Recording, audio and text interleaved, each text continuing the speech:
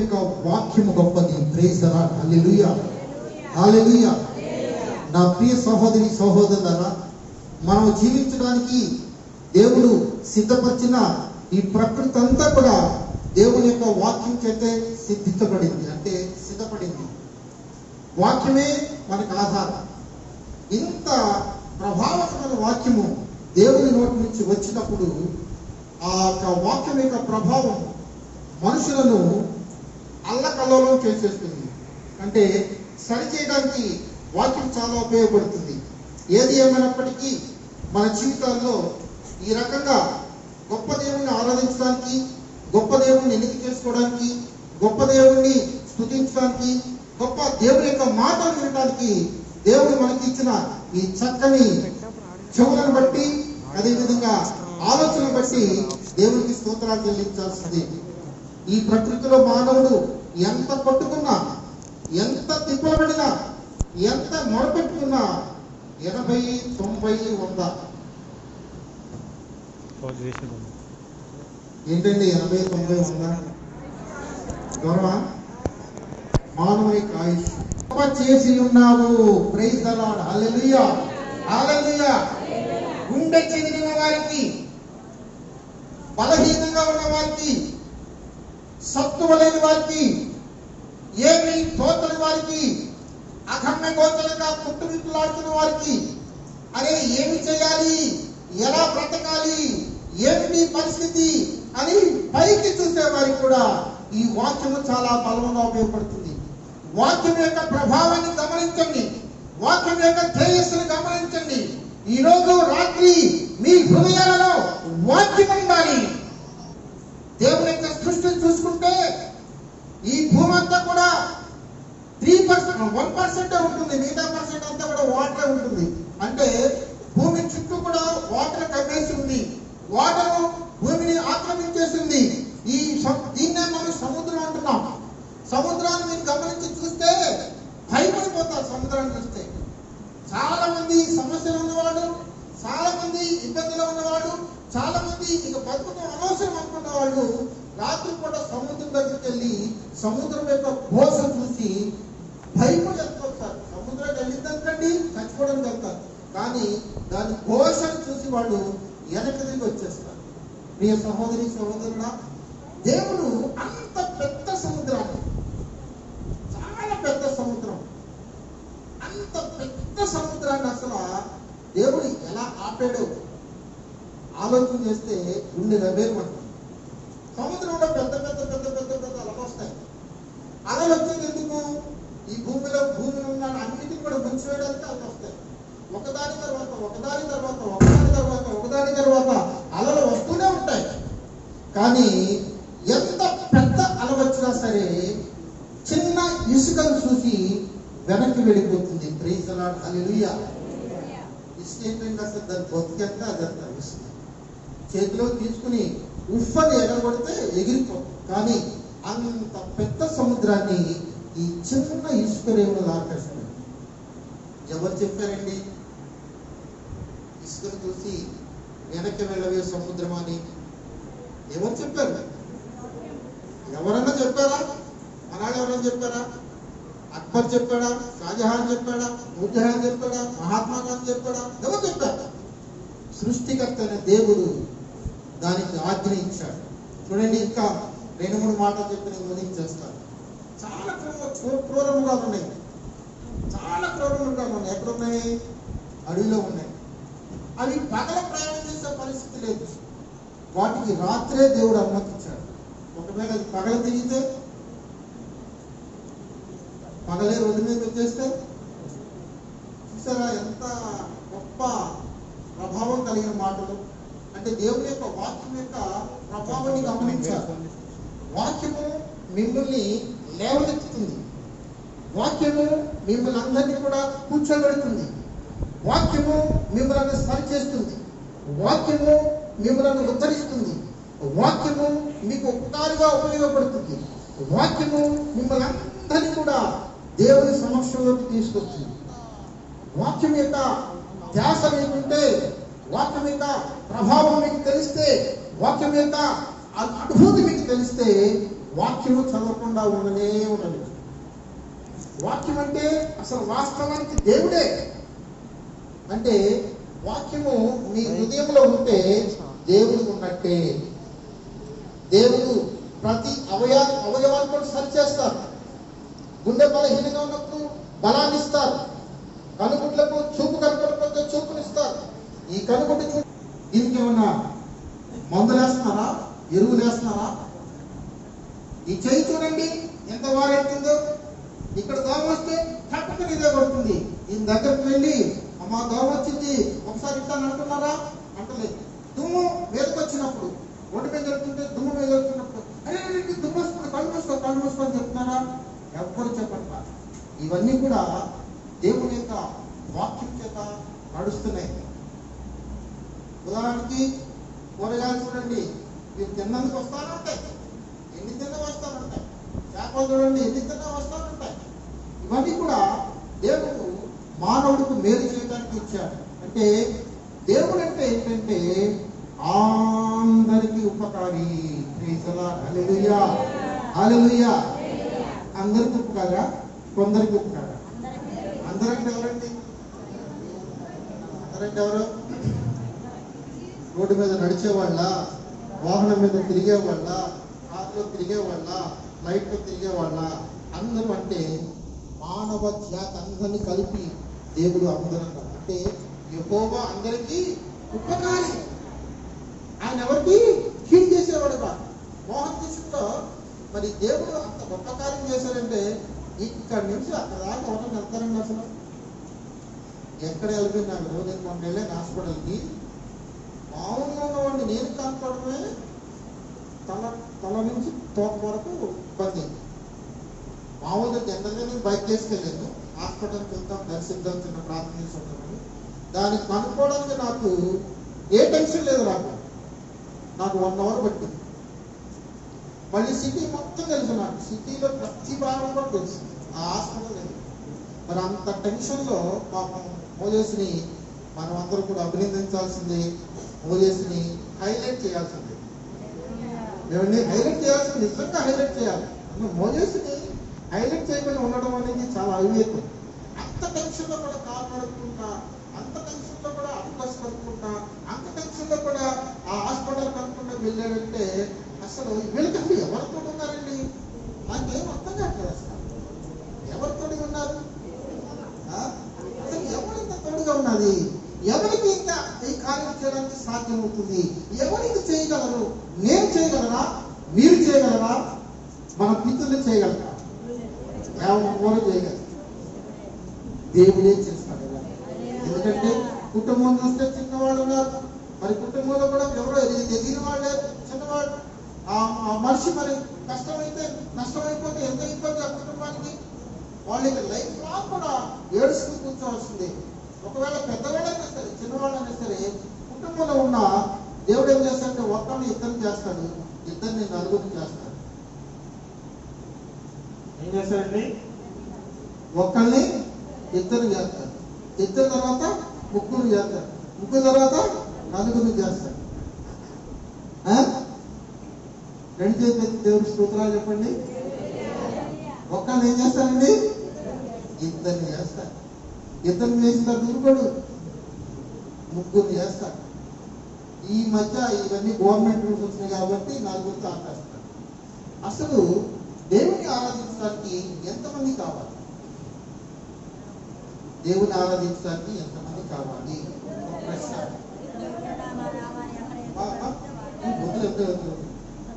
ఎంతమంది కావాలంటే అసలు ఇద్దరు కావాలి. అసలు ఇద్దరు కావాలి. నేను ఒకరిని. మనం ఏమనుకుంటే ఇద్దరు అన్నారు కదా, పెళ్లి చేసుకుంటే పోలా అనుకుంటాం. కానీ ఇద్దరికి ఏంటంటే పరిశుద్ధాత్మ దేవుడు కావాలి. హల్లెలూయా. అంటే ఒక మనిషి పరిశుద్ధాత్మ దేవుడు కలిసి దేవుని ఆరాధించడానికి అవకాశం. దాని తర్వాత ఏమన్నా అంటే దేవుడు ఎక్కడ ఇద్దరు ముగ్గురు అన్నాడు. మళ్ళీ ముగ్గురు అంటే అన్నమాట. ఎవరైతే మరి భాగస్వామిగా వస్తారో వాళ్ళు వీళ్ళందరూ కలిసి దేవుని స్తుతించడానికి అవకాశం ఉంది. వీళ్ళిద్దరు కలిసి ఈ ముగ్గురు కలిసి దేవుని స్తుతిస్తుంటే ఏమవుతుంది? అసలు ఏమవుతుంది దేవుడు స్థుతిస్తే? బంగారం వచ్చి పడుతుందా? మంచి మంచి ఉద్యోగాలు వస్తాయా? ఏమవుతుంది? ఏమవుతుందంటే ఇద్దరు ముగ్గురు కలిసి దేవుని స్థుతిస్తుంటే పరలోకం నుంచి దేవుడు దిగి వచ్చి వాళ్ళతో సహవాసం చేస్తారు. ప్రైజ్ ది లార్డ్, హల్లెలూయా. ఏం చేస్తారండి దేవుడు? ఇద్దరు ముగ్గురు కూర్చుని చక్కగా స్థుతిస్తుంటే, భజంత్రులతో చక్కగా స్థుతిస్తుంటే, అప్పుడు ఏం చేస్తారంటే దేవుడు వాళ్ళ మధ్యలోకి దిగి వస్తారు. దిగి వచ్చి వాళ్ళతో మాట్లాడరు, ఆయన కూడా కలిసి దేవుని స్థుతిస్తారు. Praise the Lord, hallelujah. Praise the Lord, hallelujah. ప్రియ సహోదరి సహోదరులారా, ఎంతో కష్టమైన జీవితాన్ని అనుభవిస్తున్నాము. ఎవరు కూడా ఈ లోకంలో ఎవరు కూడా సంతోషంగా లేదు. ఊరికే పైకి హలో ఎలా ఉన్నారండి, బాగున్నారా అంటే బాగున్నా మాట వలస అంటారు, కానీ గట్టిగా అడిగితే బాగోలేదని చెప్తారు. నన్ను చాలా మంది ఫోన్ చేసి పాస్టర్ గారు ఎలా ఉన్నారు, బాగున్నారా అంటారు. ఏమంటారు? బాగోలేదు అంటారు. ఎందుకు లేకపోయింది మాట్లాడు, బాగోలేదని చెప్పేస్తారు. మీరు ఎట్లా మేము బాగోలేదండి అంటారు. కాబట్టి ఈ చిన్న చిన్న మాటలను అర్థం చేసుకోవాలి. అంటే నేను మీకు పెద్ద ప్రసంగం చేయడం పెద్ద విషయం కాదు, కానీ అర్థం చేయించడం కోసం ఇవన్నీ చెప్తున్నాను. ఇక్కడ మనం చదువుకున్న మాట ఏంటంటే వాక్యాన్ని పంపారట. ఏం చేశారంటే అసలు అక్కడ వాక్యమును పంపి ఏం చేశారు? నీ నామము కంటే నీవిచ్చిన వాక్యమును నీవు గొప్ప చేసేదివి. ప్రైజ్ ది లార్డ్, హల్లెలూయా. దాన్ని ఏం చేశారంటే దేవుడు ఇంత చెప్తున్నాడండి, వాక్యముని పంపారు. వాక్యాన్ని పంపారంటే ఇప్పుడు వాక్యం ఎంత హైట్ ఉన్నది? దేవుడి కంటే ఎంతైనదిగా ఉంది. పెళ్ళి కొట్టి వెనక ఎక్కడైతే సమస్య ఉందో ఆ సమస్య దగ్గరికి వెళ్ళి ఆ వాక్యము పరిష్కారం చేసి రావాలి.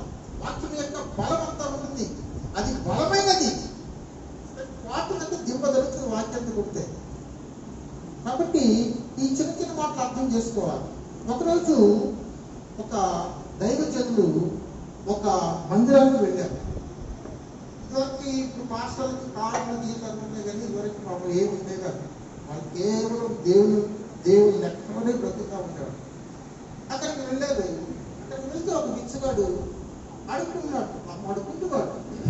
అపోస్తలుల కార్యం ఉంది, అపోస్తలుల కార్యం ఉంది. ముందు వాడు పాపం అడుగుతున్నాడు. అడుగుతుంటే అందరూ కూడా అప్పుడు నాణ్యాలు వేసేవాడు. వెండి నాణ్యాలు, డబ్బున్న వాళ్ళేమో డబ్బు లేని వాళ్ళేమో వెండి నాణ్యాలు వేసేవాళ్ళు. ఇంకా కొంచెం అధికంగా ఉన్న వాళ్ళేమో రాగి నాణ్యాలు వేసేవాళ్ళు. ఇంకా డబ్బున్న వాళ్ళేమో బంగారు నాణ్యాలు వేసేవాళ్ళు. ఈ చిప్పు ఉంది కదా, ఈ చిప్పు చూపించుకుంటూ అడుగుకుంటూ ఉండేవాడు. బంగారు నాణ్యం పడతాను ఏం చేసేవాళ్ళు అంటే ఆ బంగారు నాణ్యం తీసి దేవుడు దాచుకునేవాళ్ళు అనుకునేవాడు.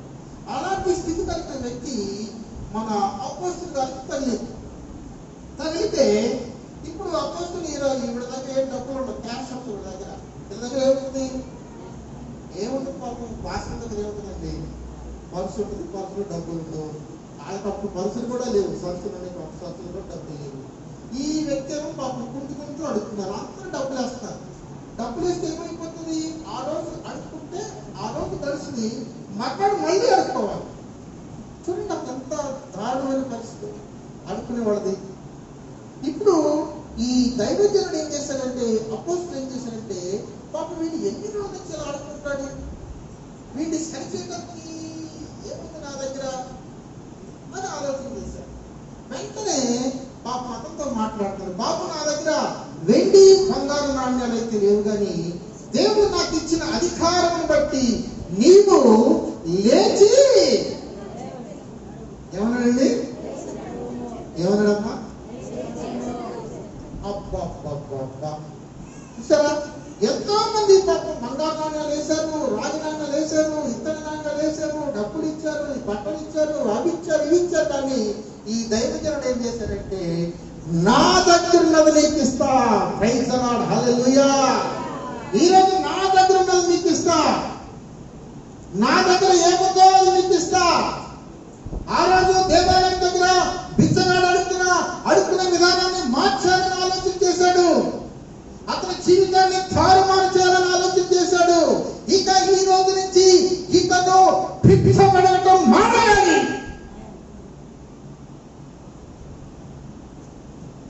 ఏం చేయాలండి?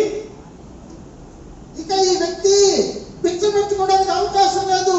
ఇతను ఈ రోజు నుంచి పుట్టుకుంటూ నడవడానికి అవకాశం లేదు.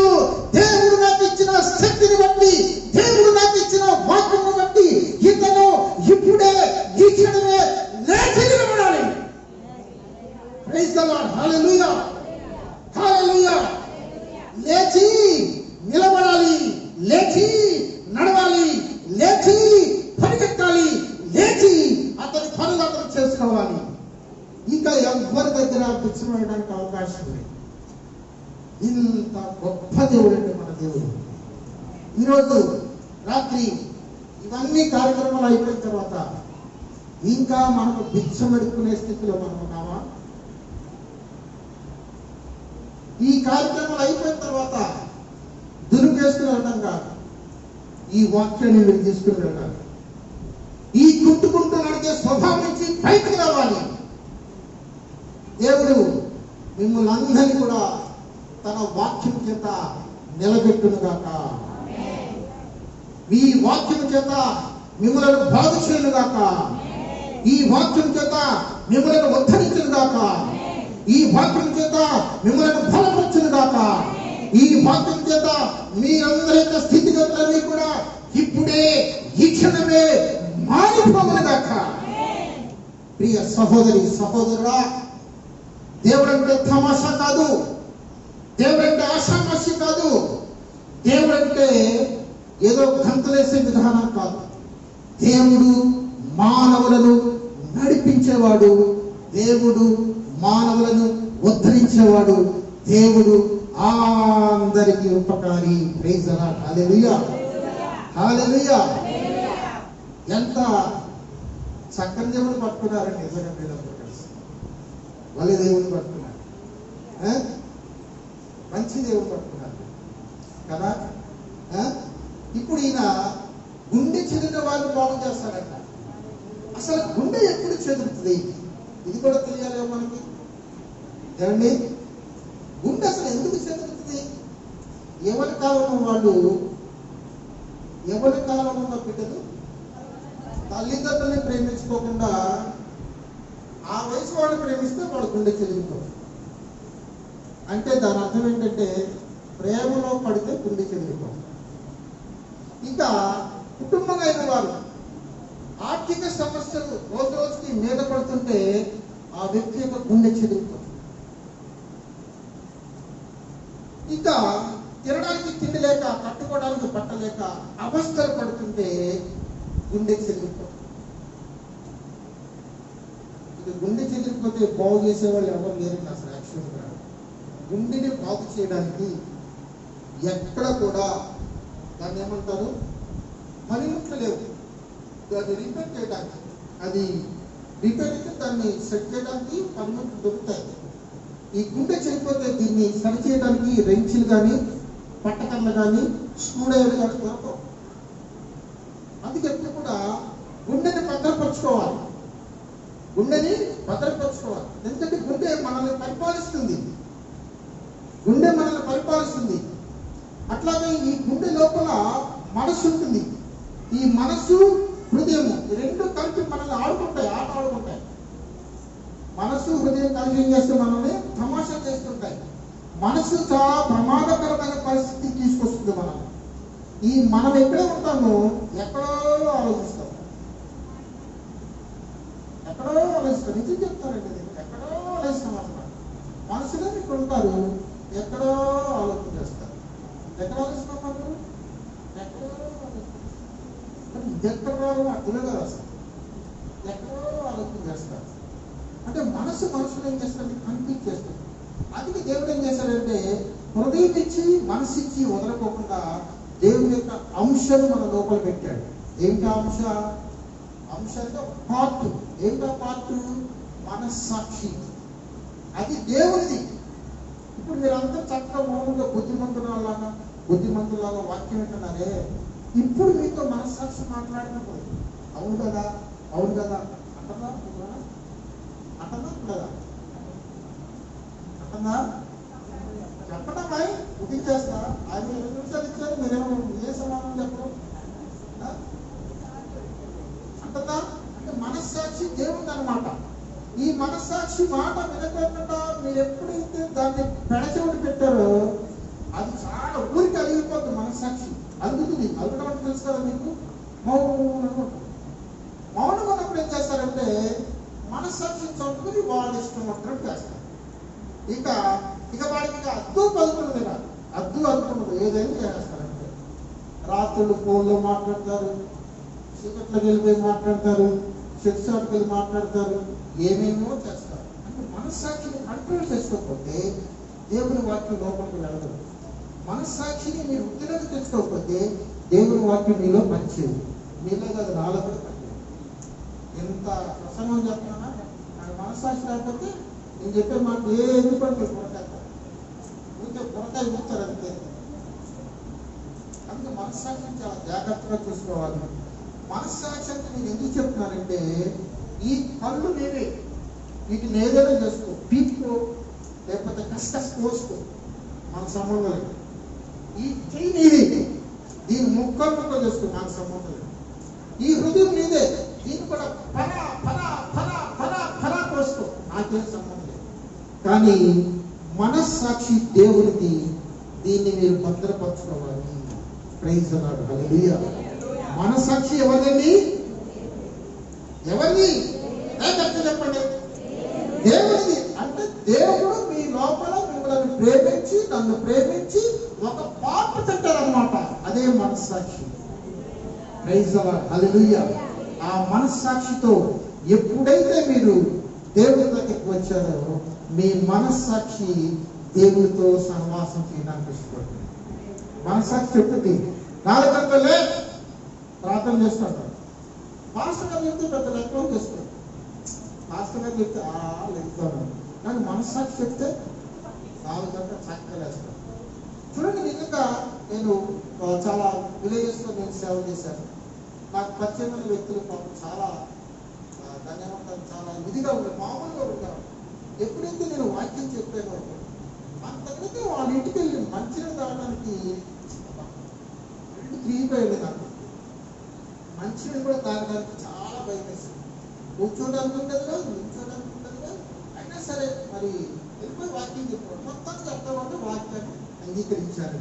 అప్పటి నుంచి వాళ్ళ జీవితాలు ఎలా మారిపోయినాయంటే చక్కగా ఇల్లు గుర్చుకున్నారు, చక్కగా గిన్నెలు తోముకుంటున్నారు, చక్కగా మొక్కలు పట్టుకుంటున్నారు, చక్కగా బట్టలు వేసుకున్నారు, అన్ని శుభ్రంగా చేసుకున్నారు. అంతకృతి వాళ్ళ ఇంటికి వెళ్తే ఎప్పుడు బయటపడతాం అనిపించేది. దాని తర్వాత దేవుని వాక్యం లోపలికి వెళ్ళిన తర్వాత ఎందుకు వెళ్ళాలి, ఇక్కడేమైతే బాగుంటుందని అంత మార్పు వస్తుంది. అంటే దేవుని యొక్క వాక్యము మనిషిని తలకిందులు చేసేస్తుంది. వాక్యం లోపలికి వెళ్ళిపోతే తిరగబడి ఉంటాడు. వాక్యము లోపలికి వెళ్ళిపోతే ఇది తల, ఇది తోక అనుకోండి, ఆ వ్యక్తి ఇలా ఉంటాడు. అంటే ఇలా ఉంటాడు అన్నమాట. వాక్యము లోపలికి వెళ్ళింది అనుకోండి, అప్పుడు తల పైకి వస్తుంది, కాళ్ళు కిందకి వెళ్తాయి. వాక్యము లోపలికి వెళ్ళకపోతే అతను తనతో కాళ్ళతో నడిచినట్టే ఉంటుంది, కానీ దేవుని దృష్టిలో తల కింద పెట్టినట్టు నడిచాడన్నమాట. వాక్యం వెళితే అతను వెళ్ళిపోతాడు, సరి అయిపోతాడు అన్నమాట. కాబట్టి నా ప్రియ సహోదరి సహోదరులారా, ఇంకా విస్తారమైన మాటలు చెప్పడం పెద్ద విషయం కాదు, కానీ ఈ చిన్న మాటలతో మీరు సరి చేసుకోండి. ఒకవేళ ఇంకేమైనా ఇబ్బంది ఉంటే వాక్యం యొక్క ప్రభావాన్ని మీరు గమనించండి. దేవుడు సముద్రాన్ని సృష్టించారు, ఎందుకు పనికిరాని ఇసుకను సరిహద్దుగా పెట్టారండి. ఎందుకు పనికొస్తుంది ఇసుక చెప్పమన్నా? కళ్ళలో పడతాయి, కళ్ళకి మంట పడతాయి. అమ్మని ఇసుకొచ్చి మీద పడుతుంది అనుకోండి, నష్టమైపోతుంది. కాబట్టి అంత గొప్ప దేవుడు అంత సముద్రాన్ని అసలు యాక్చువల్గా దేవుడు అక్కడ కూర్చుని రాబాకు రాబాకు రాబాక మనుషుల మీద రాబాకు రాబాకు రాబాక అంటే తిరుగుతా. అందుకు ఏం చేశారంటే ఇసుకని సెక్యూరిటీగా పెట్టాడు. ఇసుక నిజంగా దాన్ని తలిస్తేనే గుండె గర్భేమంటారు సార్, నిజంగా గుండె గర్భేమంటారు. అట్లాగే 2 చేస్తారు. సమయం అయిపోయింది.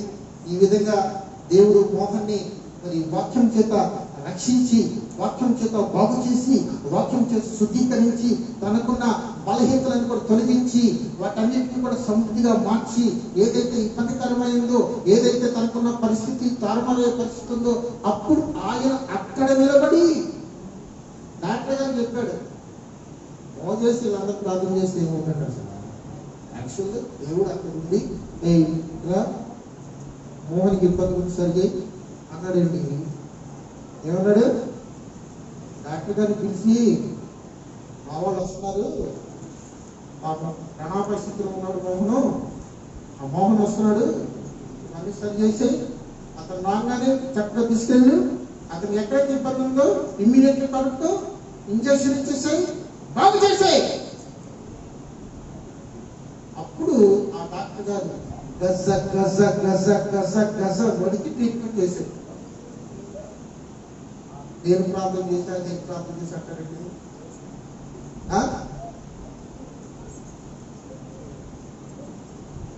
చూసారా దేవుడు ఎలా చేశాడు? గజ గజ గజ గజ వడికాడు. ఇంకో మాట అన్నాడు దేవుడు, ట్రీట్మెంట్ అయ్యే వరకు ఒక్క రూపాయి తీసుకోవద్దు, బాగుపడి బయటకు వెళ్ళే ముందు డబ్బులు ఇస్తారు మా వాళ్ళు. ఎంత బాగుందండి అసలు, ఎంత కమాండింగ్ చూడండి అసలు దేవుడిది, ఎంత కమాండ్ చేశాడండి అసలు. అదే మనమైతే డాక్టర్ దగ్గర తీసుకుని డబ్బులు ఉన్నారా మన దగ్గర, అదేమో ఇంత వాడు చిట్టి 3 లక్షలు 4 లక్షలు ఎక్కడ తెస్తామండి అసలు. కాబట్టి నా ప్రియ సహోదరి సహోదరుగా వాక్యం యొక్క ప్రభావం, వాక్యం యొక్క శక్తి, వాక్యం యొక్క స్థితి, వాక్యం యొక్క పరిస్థితి అది పరలోకం నుండి దిగి వచ్చింది కాబట్టి దానికి ఎవరు కూడా నిలబడే పరిస్థితి ఉండదు. వాక్యం పంపించారంటే అక్కడ కమ్మన అయిపోయింది, బాగు చేసి వచ్చేసింది అంతే, దాని పని వచ్చేసి. నేను ముగించడానికి ఇష్టపడుతున్నాను నా ప్రియ సహోదరి సహోదరుగా, ఏ బలహీనత ఉన్నప్పటికీ దేవుని యొక్క వాక్యం యొక్క ప్రభావాన్ని గమనించి మీ శరీర పరిస్థితిని, మానసిక పరిస్థితిని, ఆర్థిక స్థితిగతులన్నింటినీ కూడా దేవుడు సరిచేయడానికి సమర్థుడు. ఆయన అందరికీ ఉపకారి. Praise the lord. ఇచ్చిన సమయాన్ని బట్టి, శ్రద్ధగా ఉన్న మీ అందరిని బట్టి, మరి బలహీనంగా ఉండి బలపడిన మోహన బట్టి నేను దేవుడికి స్తోత్రాలు చెల్లించుకుంటూ ఈ సమయాన్ని స్థానిక భాషగా గుర్తిస్తున్నాను. ఇంకా చెప్తాను.